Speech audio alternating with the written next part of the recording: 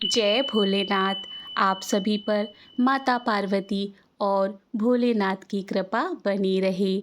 आइए सुनते हैं सोमवार की व्रत कथा।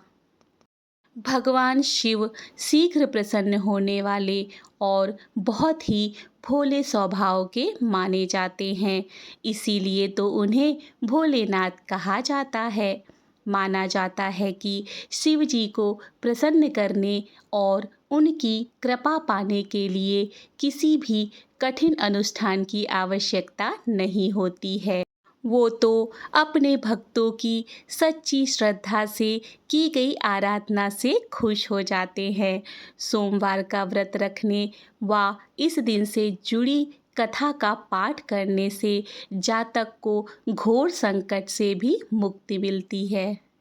बहुत समय पहले की बात है। किसी नगर में एक साहूकार रहता था। उसका घर धन धान्य व सभी सुख सुविधाओं से भरा हुआ था। बस कमी थी तो एक संतान की। संतान पाने के लिए साहूकार हर सोमवार को उपवास रखता था और शिव मंदिर जाकर पूरी आस्था से शिव पार्वती की पूजा अर्चना करता था। उसकी अटूट भक्ति से माँ पार्वती प्रसन्न हुई और भगवान शिव से निवेदन करने लगी, हे स्वामी, आप तो अपने भक्त की पुकार शीघ्र सुन लेते हैं। कृपया साहूकार पर भी दया करें और उसकी मनोकामना को पूर्ण करें। माता पार्वती की विनती सुनकर भगवान शिव कहने लगे, हे देवी, हर प्राणी को अपने अच्छे बुरे दोनों कर्मों का फल भोगना ही पड़ता है। यही इस संसार की रीति है। ये सुनकर पार्वती जी साहूकार की मनोकामना पूर्ण करने के लिए शिव जी से हठ करने लगी।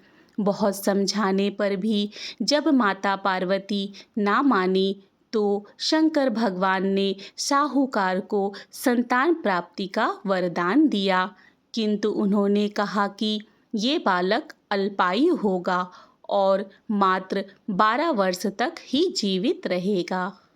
उधर साहूकार भगवान शिव व माता पार्वती की बातें सुन चुका था, इसीलिए उसने संतान प्राप्ति का वरदान पाने के बाद भी कोई प्रसन्नता नहीं दिखाई, किंतु वो अब भी पहले की ही तरह पूरी श्रद्धा से भगवान भोले शंकर की आराधना करता रहा।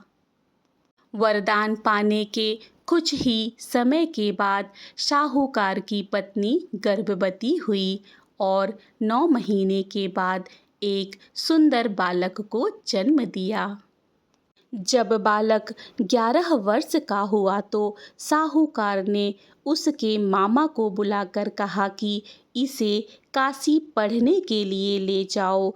तुम लोग रास्ते में यज्ञ व दान पुण्य करते हुए जाना। ये कहकर साहूकार ने उन्हें खूब सारा धन देकर विदा किया। इधर काशी प्रस्थान के बाद मामा भांजे एक गांव से गुजर रहे थे। वहां एक राजकुमारी का विवाह हो रहा था, परंतु राजकुमार एक आंख से काना था। तभी वर के पिता ने साहूकार के बेटे को देखा और उसके मामा से कहा, तुम अपना भांजा कुछ समय के लिए हमें दे दो। विवाह संपन्न हो जाए उसके बाद ले जाना। राजकुमार के पिता ने दोनों को खूब धन दिया और इस प्रकार साहूकार के बेटे के साथ राजकुमारी का विवाह संपन्न हो गया। साहूकार का पुत्र बड़े ही ईमानदार स्वभाव का था, इसीलिए उसे जैसे ही अवसर मिला उसने राजकुमारी की चुन्नी पर लिखा कि तुम्हारा विवाह तो मेरे साथ हुआ है, किंतु जिस राजकुमार के साथ तुम्हें भेजा जाएगा वह एक आंख से काना है। जब राजकुमारी ने साहूकार की लिखी बातें पढ़ी तो बोली, स्वामी, मैंने अग्नि को साक्षी मानकर आपके साथ फेरे लिए हैं अब मैं आपके अलावा किसी और को अपना पति स्वीकार नहीं करूंगी। पत्नी की बात सुनकर साहूकार के बेटे ने कहा, ऐसा मत कहो, मैं अल्पायु हूँ। कुछ ही दिन में 12 वर्ष की आयु होते ही मेरी मृत्यु निश्चित है। लेकिन पत्नी ने कहा, जो ही मेरे भाग्य में लिखा होगा वो मुझे स्वीकार है। राजकुमारी ने ये बात अपने माता पिता को बताई। इस पर राजा बहुत क्रोधित हुए और उन्होंने अपनी पुत्री को उस राजकुमार के साथ विदा किए बिना ही बारात वापस लौटा दी। उधर साहूकार का बेटा व उसके मामा काशी पहुँचे। वहां जाकर दोनों ने कई यज्ञ अनुष्ठान किए और साहूकार के बेटे ने विद्या ग्रहण करना शुरू किया। जिस दिन बालक 12 वर्ष का हुआ उस दिन भी मामा भांजे दोनों यज्ञ करने जा रहे थे। किंतु अचानक साहूकार के बेटे की तबीयत बिगड़ने लगी। उसने अपने मामा से कहा, मामा, मेरी तबीयत कुछ ठीक नहीं लग रही है। ये सुनकर मामा ने उसे अंदर जाकर आराम करने को कहा। बालक अंदर जाकर आराम करने लगा, किंतु आज ही के दिन उसकी मृत्यु निश्चित थी। अतः कुछ ही समय में उसके प्राण निकल गए। भांजे की मृत्यु होने पर मामा विलाप करने लगे। संयोगवश उसी समय भोलेनाथ व पार्वती जी उसी रास्ते से जा रहे थे। माता पार्वती जी ने शिव जी से कहा, हे स्वामी, ये करुण स्वर किस ओर से आ रहा है? मुझसे ये सहन नहीं हो रहा है। कृपया आप इस व्यक्ति के कष्टों का निवारण करें। माता पार्वती की विनती सुनकर जब भगवान शिव मृत बालक के पास पहुँचे तो देखा कि ये तो उसी साहूकार का पुत्र है जिसका जन्म मेरे वरदान स्वरूप हुआ था और अब इसका जीवन पूरा हो चुका है। माता पार्वती दुखी होकर कहने लगी, हे प्रभु, इस बालक को मृत देखकर इसके माता पिता वियोग में अपना प्राण त्याग देंगे।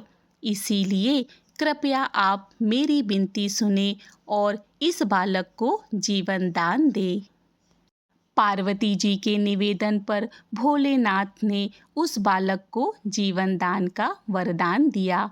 शंकर जी के आशीर्वाद स्वरूप बालक फिर से जीवित हो गया। उसने अपनी शिक्षा पूरी की और अपने मामा के साथ नगर लौट पड़ा। दोनों चलते चलते उस नगर में पहुँचे जहाँ राजकुमारी के साथ बालक का विवाह हुआ था। वहाँ पहुंचकर उन्होंने एक यज्ञ का आयोजन किया जिसमें उस नगर के राजा यानी राजकुमारी के पिता भी शामिल हुए। उन्होंने साहूकार के बेटे को देखते ही पहचान लिया और महल में ले जाकर उसका खूब आदर सत्कार किया। इसके बाद राजा ने अपनी पुत्री को बालक के साथ विदा किया।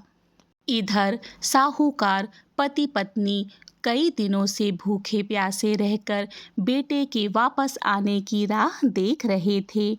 उन्होंने निश्चय किया था कि यदि उनके बेटे की मृत्यु हो जाएगी तो वो भी प्राण त्याग देंगे।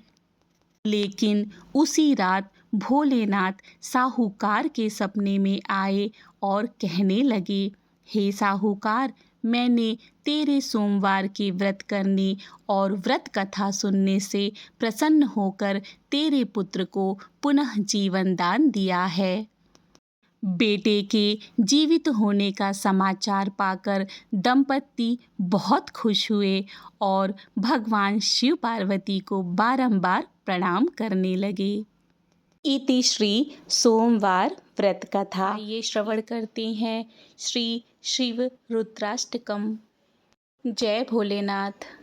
नमामि निर्वाणरूपं विभुं व्यापकं ब्रह्मवेदस्वरूपं निजं निर्गुणं निर्विकल्पं निरीहं चिदाकाशमाकाशवासं भजेऽहं निराकार्य ओङ्कारमूलं तुरीयं गिराज्ञानगोतीतमीशं गिरीशं करालं महाकालकालं